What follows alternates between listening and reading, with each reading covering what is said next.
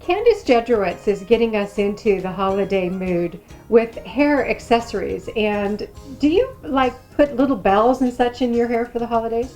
I used to. I used to even put little bells on my petticoats when I was a little girl. Well, that was too much information. Yeah. Let's see what Candace is up to today. Hi, Candace. Hello, everyone. Hey, welcome back to my studio of Perpetual Mojo. Today I'd like to show you a very fun, blingy, jingly accessory for the holidays. Sit back and relax. Here we go.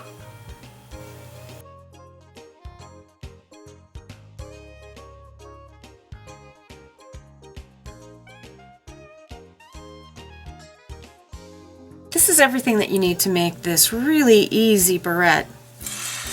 You'll need 32 inches of garland, wire. I happen to have a green wire here, and this is 24 gauge, but you could use 26 gauge. Some basic tools, scissors, some lovely little jingle bells, and a barrette. You'll want to start by cutting your garland into alternating 5 and 6 bead lengths.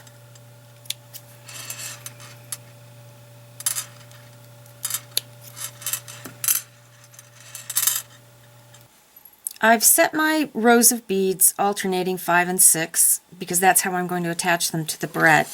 And now I want to cut up my accent beads, and they'll go in pairs of stars. But you can use anything at all that you want for an accent. It just needs to have a middle to it so that when you attach it to the barrette, the sides will stick up. So something interesting and blingy. Now I'm going to get a piece of wire that is 18 inches.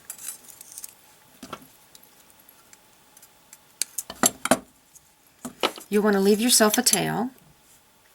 So your first wrap around is going to be done with wire left. You'll want to go twice around and make it fairly tight between the beads, otherwise they can kind of go sideways and fall off, and you don't want that.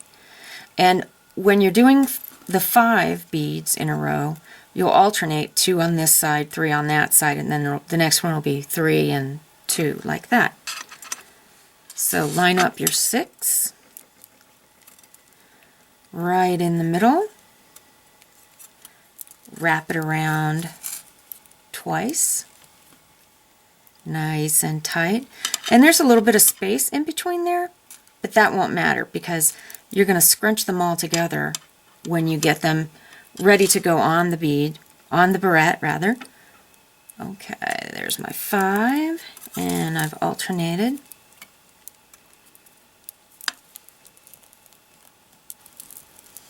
Here they are all attached, and what I'd like to show you is there's a top and a bottom. This is the bottom. You can see the wire running down the middle of it. When you turn it over, you won't see that. So now you want to attach it to the barrette. You will take your tail. You're going to give it a twist.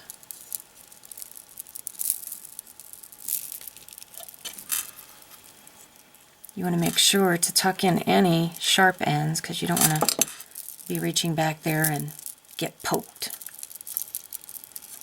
Okay, so now I have an end attached, and I want to make sure that I'm attaching the barrette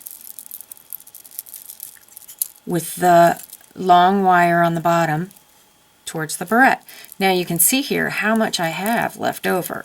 So that doesn't matter though. You're going to go through with the other end of your wire, making sure that it's facing the right way. You're going to wrap that around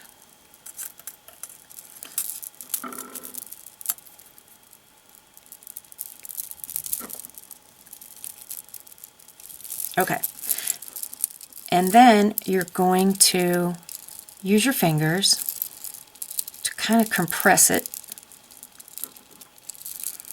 and bunch it up so that it's all going to fit. And then you'll go back over it and stitch it to the barrette. So I'm going to go about the 3rd row of beads. 1, 2, 3. I'm going to go across it.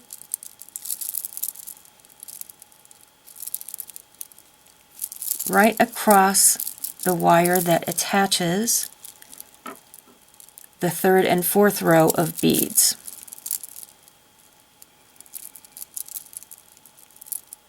Now I know you're thinking, how can she tell where she is? Well, I can't. I have to go back and look again. Okay, 1st row, 2nd row, 3rd row. So I'm going to go between. Be careful not to catch any of the sticky outy beads because you'll need them to stand up.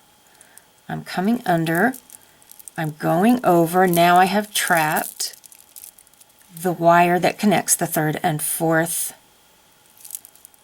bead rows together. And then I'm going to pull it tight, just like you would a stitch.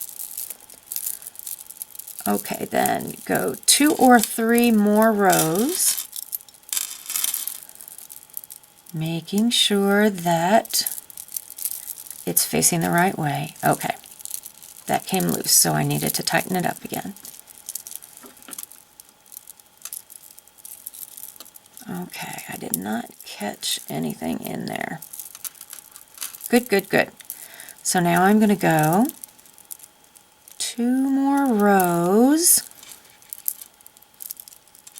cross over, stitch under without catching any sticky outy beads,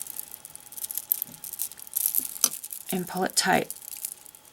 Now if it's loosened at all, you'll be able to see that, and you'll just pull it tight. And then go every other row all the way down, scrunching, scooching as you need to. I've finished stitching my beads onto the barrette, and I only have a little tail left, so I'm going to wrap it around the wire that I have attached to the barrette. Okay, next we want to add our decorative pieces, our accents, and so you'll get another bit of wire, probably not 18 inches this time, maybe a foot.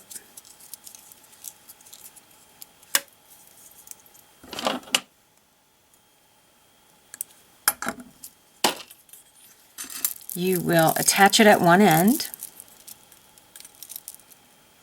and I'm going to go through the loop,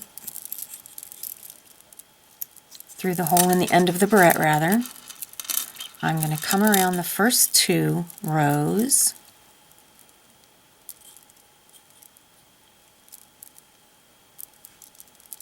and there they are.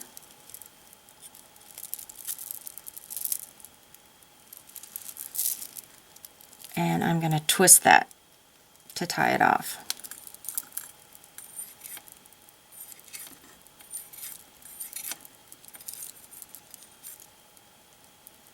Trim off the excess, tuck in any pointy, sticky little wires.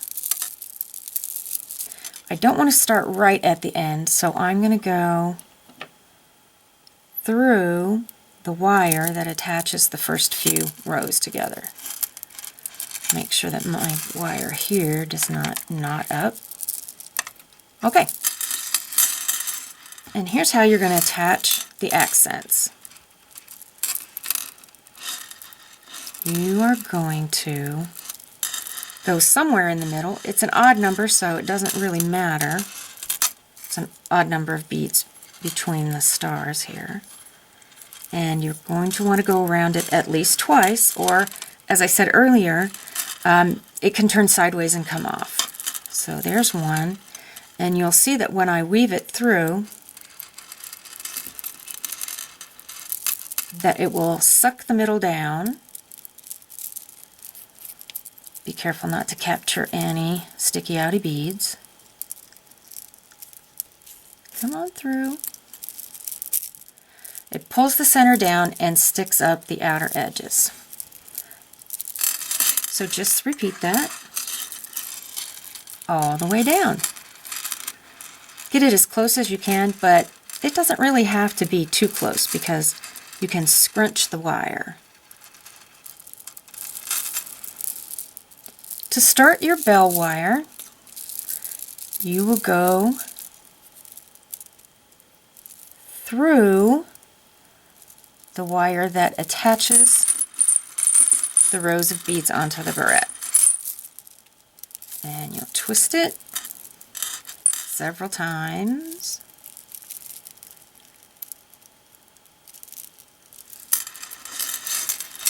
And you'll add your first bell. Let's see, I did gold on the outside.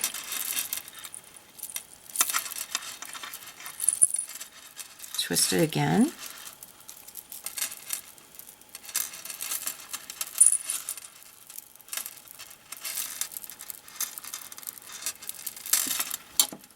Cut off the excess.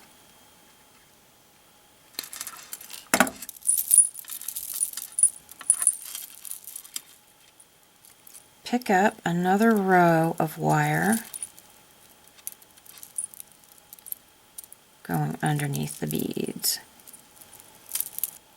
I've added the last bell and tied it off, and now it's ready to wear. When you are finishing this up, make sure that you've pulled any beads that want to go underneath to the side. And if you need to, you can wire them back up. There you go.